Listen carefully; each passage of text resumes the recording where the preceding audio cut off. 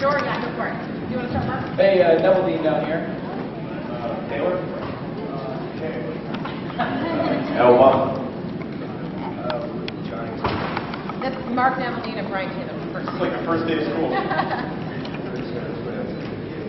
Go for it, Brian. I always love hearing your reasons for doing each. Figure going for each choice you had and the characters you play. Because you always embrace the weirdness and that's what we share. Yeah. So what new things were you able to add to Ghostwriter this time? You know, weirdness is a really good word, as you know. In the old-fashioned, spelling is W-Y-R-D. Interesting story is when I was trying to think with Brian and Mark about how the ghostwriter would move, because Brian really wanted me, they both really wanted me to play ghostwriter in this. I was thinking about trying to find something really weird, which would be like levitating in circles. We called it the compass together to sort of mess with, how he would attack his enemies. And then I looked up in the dictionary that the word weird literally means to turn, to turn around. And so I thought that was an interesting thing. But it was like trying to design a body language from another dimension. We worked together and looked at different animalities like cobras and insects and try to find ways of moving that would hopefully scare you and entertain you. Oh yeah. When I did Ghostwriter, the first one, I wanted it to be like a Grimm's fairy tale, scary but still something that children could enjoy. Like that first trip to the principal's office where you made a mistake and you're in trouble, but don't give up. You can still rise above it and do something good with the experience. Well, this one, I think, is really going, with Mark and Brian, really going into the wonderful bliss of the nightmare imagination. I think it'll be very entertaining. I haven't seen anything yet, but they're excited. You can see.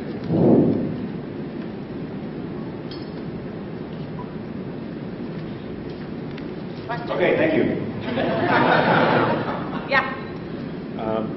Well, the first film was obviously a significant commercial success, but it sort of had a mixed critical reaction. I'm wondering what sort of opportunity or pressure there is to sort of reforge this, to sort of reimagine or sort of augment the experience of the first one with a First sequel. of all, I'll let them talk about it because they're the designers of the whole book and everything, but this is Spirit of Vengeance. It's not a sequel. So. Yeah, we didn't really consider the first movie at all in making this. You can't really. We just want to make a great movie. Just make a great movie on its own terms. The first movie we think is really valid. It's like a Walt Disney kind of take on the character, which is totally cool.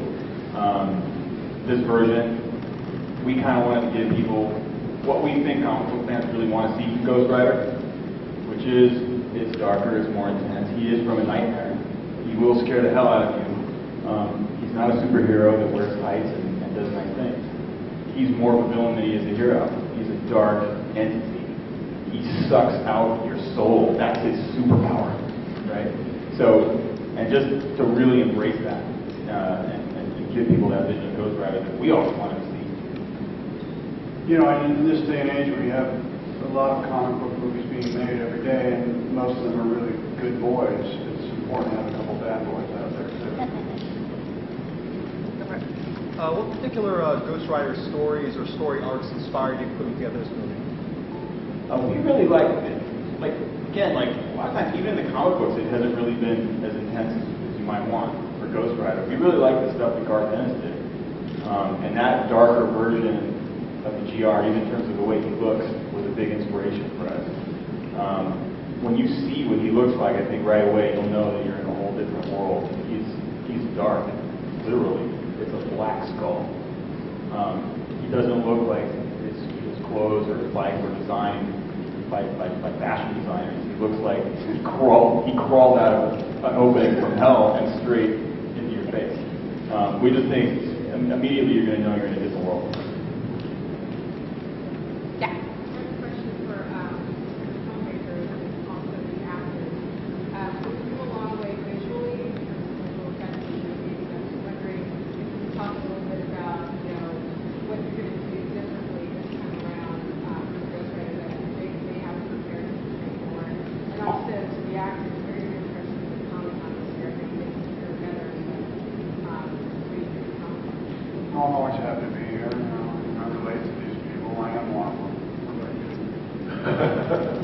No, this is my second time. I have a great time here, always, and the people are very embracive. I just love that everyone has a huge imagination here, knows how to celebrate it, you know, and don't feel silly about it. I love that. Well said. Okay, yeah, I'm following that. That was beautiful. Yeah, it's true. I am one of you guys. I'm one of the guys here. I'm just excited that I actually get paid to come here. Which, I mean, not that I'm being paid to be here, but to do something that can enable me to be here, because I don't know how else I would. Oh my God. Do you mind? I want to actually make an intensive answer in some of the question about working with the lads down there. And, you know, I was a fan of their work, and you know, what I like about their films is that you actually feel the sort of momentum of, you know, whatever they're shooting. So if someone's falling out a window, you know, to give the audience an opportunity to share what that might feel like. And this film adopts, I would say, some of that. I kind of liken those guys as a hybrid between an actor, a sweaty crew member, and a director. That's what they're like. They do it all, you know. And that for me was a great part of, you know, bringing my character to life. You know, because I do a lot of action stuff. So. I mean, we want to bring a lot of fans to this movie. We talk about like technology, right? Obviously, yeah, Neville is CG and Ghost Rider, but we come from the background of like, let's get it all on camera. We never had money to make movies, so we got creative. We hop on rollerblades and hang off the back of motorcycles and hang out in helicopters. We try to get as much camera as possible and just enhance with the CG as opposed to like to complete CG models. And we have to do a little bit of that, but we're more about like enhancing and sort of extending and getting like the visceral action and crashing the car and getting hit on the motorcycle. We want to get that in camera. That's what we're all about. We really like to use the real actors as much as possible. And in this movie, you're going to see Nicholas and Idris doing most of their own stunts. Pretty much, they would have done all of them if they could, but insurance doesn't always let them do the things they want to do. But we think it's so important to have soul and the intensity and character in action scenes that you really can't get from a stunt guy. You've got to have the real guys. And we try to put our actors in peril as much as possible. We think if it looks dangerous, if it was dangerous, it's probably going to look dangerous. And so, in this case, you know, having Nick be so brave as to do this is like a dual role as Zarathos and as Johnny Blaze. Play the Ghost Rider all the time. You're getting performance. You're getting a character that's fully realized. It's not a CG creation. Somebody in a computer lab, you know, in New Zealand didn't come up with what the Ghost Rider is. Nicholas did. And it's a whole different character. And at that point, you're capturing real action, real stunts, real car crashes, real bike action. When it comes to the CG part, you're just taking this amazing performance that you've captured and saying, like, light his head on Scott, turn his flesh to bone, and we're done. We've got it. To that point, are there any stunts, anything like that that really? And that would be blackout. Didn't like that. Welcome to my life. Look into my eyes. At night, in the presence of evil, Johnny Blaze turns into the Ghost Rider. Prepare for soul suckage. Okay, so to that, any stunts, anything like that that really stands out that you had done before that really pushed you to your own personal limits? Well, going back to the compass, we called it. I mean, that was. All the wire work was very stimulating, but also very nauseating. Literally nauseating, because I was going around in circles upside down, and I really was trying not to throw up because it kept spinning and spinning. But it's my favorite. It's one of my favorite things that we all came up with together. So I'm glad it's there. It's well worth it. When I was 19, I fell off a motorcycle. Never wanted to get onto one again until this movie. And Brian was like, "No, man, I want you to do the stunts." I was like, "What did the insurance company say?" "No, bro, you're doing these stunts." And that was actually, I love bikes, but I have been nervous about getting on and on in this film. For me, the boundary was doing these, stunts down the Romanian highway on a bike. It was good fun, though. It was good. And actually, in the script, he's supposed to crash, so we figured, like, it's fine. Right. Yeah. With all the all the good superheroes, like we were saying, good boys and things like that, was there a lot of pressure for you guys to make this a little lighter? Did you guys have the freedom to go as dark as you needed to with a character like this? Well, I mean, I'll just speak for myself. I mean, I think that there's a lot of humor to be found in you know, sarcasm and darkness. I mean, you talk to any paramedic, they survive by developing a pretty off-kilter sense of humor. And I think Blaze, with any luck, hopefully I haven't seen a movie yet that has that, because he's really dealing with the fact that his head goes on fire for years now. And in the first movie, he kept it at bay. It was more like an innocent goofball, whereas in this movie, there's been a little fiery tap dance on his head for several years, and I think it should change his personality quite a bit. Yeah, we never really felt like we needed, there was never any pressure to sort of lighten it up. I don't know, the tone of the movie is the tone. You know, it's got dark humor, it's got scary stuff, it's got action, it's kind of just our thing, it's what we've always done. Dude on a motorcycle with a flaming skull. Did you guys film some kind of micro-ending, you know, like an Iron Man? So, and what should we expect from the DVD? Maybe 5 hours longer director's cut? Oh, the DVD.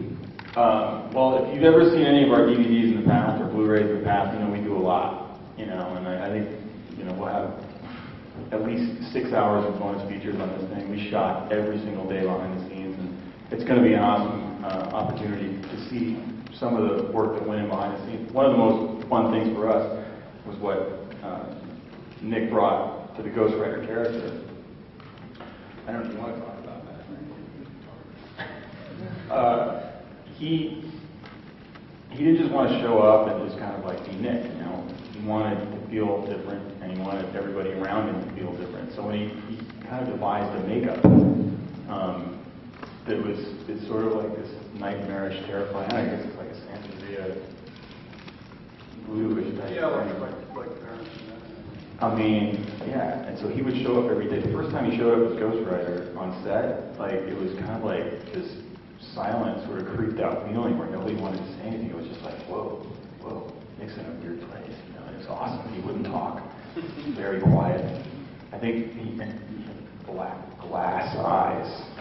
You know, I remember at one point, Mark said, "Do those things hurt?" I said, "It's personal." He would not talk about it, and it put everybody in such an interesting sort of state of mind that it made those scenes even creepier and more awesome than they would have been otherwise. It's a really great thing. And so when he would do what we call the penance stare on a victim, when Nicholas has you like that, looking at you with his makeup, I mean, it was like, you'll see the performance of the guy. He was authentically scared. He's authentically scared and freaked out.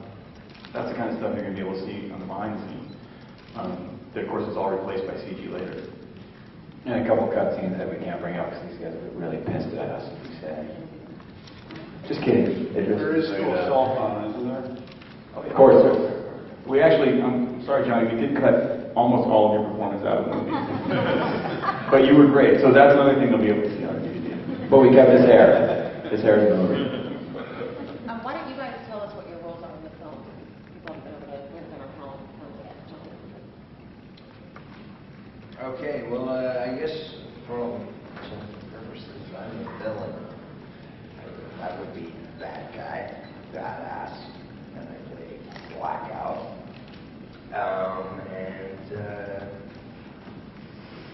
And as far as the comic's concerned, they took the little liberties of making them a little cooler, in my opinion. A lot of liberties. Yeah. Sorry. In the comic, the history of the comic, there's a character that keeps coming up called Moreau, and he never really takes on the same form in different guys. He kind of does a different type of Moreau in the whole series. And so, you know, Moreau is a character that I guess comes from different types of Moreau, but in this film, he is a warrior monk. That's how he's described. But basically, his journey is, you know, he has this mission to find the Ghost Rider and take the Ghost Rider on a journey with him. And, you know, my character is definitely, I want to say, the sidekick, if you like, of the Ghost Rider.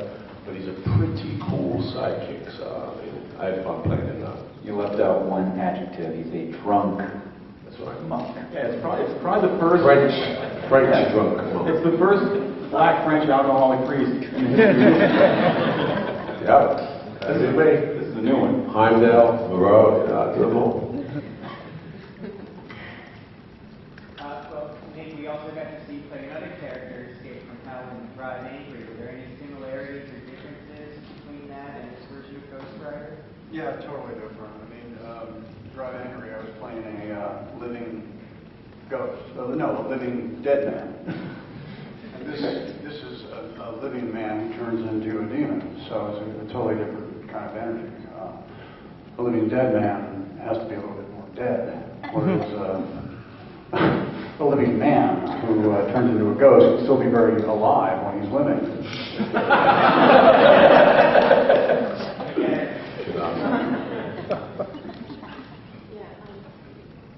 We were talking about this being scary earlier, but how scary is it for you to get, here at Comic-Con amongst kind of the geeky peers, but how scary is it to get their approval for your movie? I'm not scared at all. I feel like we all did our work. We all worked really hard, and now it's in the hands of the gods. I mean, I know that I like coming here, and I always love the exchange with the folks that enjoy comic books, because I'm one of them. So something always interesting happens, and I'm looking forward to it. How about you? Are you scared? It's always nerve-wracking to throw your work up in front of people, but this is like a giant shot of adrenaline for us. This is our 5th time here, and this is like to us the most important time here. It's like the biggest, most mainstream movie we've ever done, and with the biggest actors we've ever had, and we're just super happy with how everything came out. I think, the other thing as well, we're obviously not fighting, but we are, there's an association to the first Ghost Rider, which, this is a very different... Hey, Mom, yeah, I'm in a press conference right now. Can I call you afterwards? And cut. Okay, thanks, bye. Cheers, bro. And, it's a very different film. As an actor approaching it, I wasn't a fan of the Ghost Riders, the comic books, but having seen the script, having seen, Never Leaving Taylor's vision for it, I was like, wow, that's, it's revolutionary to try and do this with this type of a title and this type of a film. So, there is definitely the sort of nerves that come with, will the audiences love it? But I think the audiences, whether they're comic book fans or Born Identity fans, they're going to love this because it's a wicked film. Nick, I'm thinking when you were reading comic books when you were a kid, it wasn't always considered to be the coolest thing, and now you're here in a position in Hollywood to make those seemingly uncool things cool for everybody, these major audiences. What's it like to be in this moment in time when all these characters you loved as a kid are being blown up for the mass audience? Well, I actually had a vision of it when I was 9, that this was going to happen. And it took a while because we didn't have the technology to make them come to life so magnificently as we do today. It was always so goofy, those stupid costumes of Spider-Man in the old movies and 60s and 70s and Captain America. But now, it's become all the rage because there's something in it for everybody, and it's kind of like perfect entertainment, and it's exciting for me. I love seeing all the movies happen. I love the movie Idris made. I was just telling him earlier that I thought Thor was wonderful. I think my audience is very much a comics audience, and I'd love to know what comics you're reading right now, what are you passionate about, and what might they be surprised that you're reading at this point?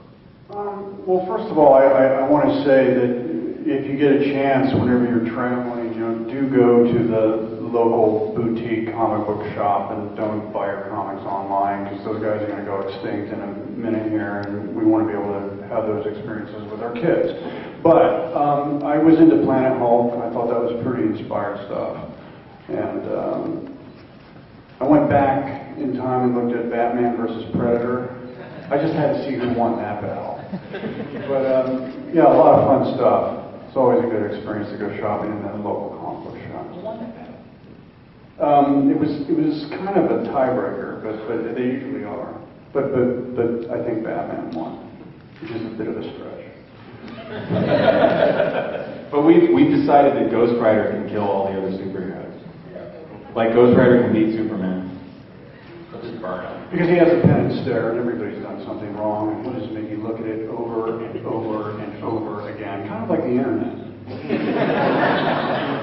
have time for 2 more questions. You mentioned about comics being a little bit more cool now, and it was DC. Is there any other seemingly dorky? I didn't say that. You said that. They were always cool to me. Yeah. Any other seemingly dorky hobbies that are out there that you guys do that you'd like to get more attention? Mainstream. I'm just boring. I like to go for walks, read books at home, and stare out my window. How's that for excitement? Last question. What's cool? While we're on the topic of team-ups, Batman vs. Predator, Idris, who would win, Stringer or Ghost Rider? Ghost Rider. But I'm going to say that, aren't I? Because I'm at Ghost Rider press conference. Great. Thank you so much, you guys. Thanks, everybody.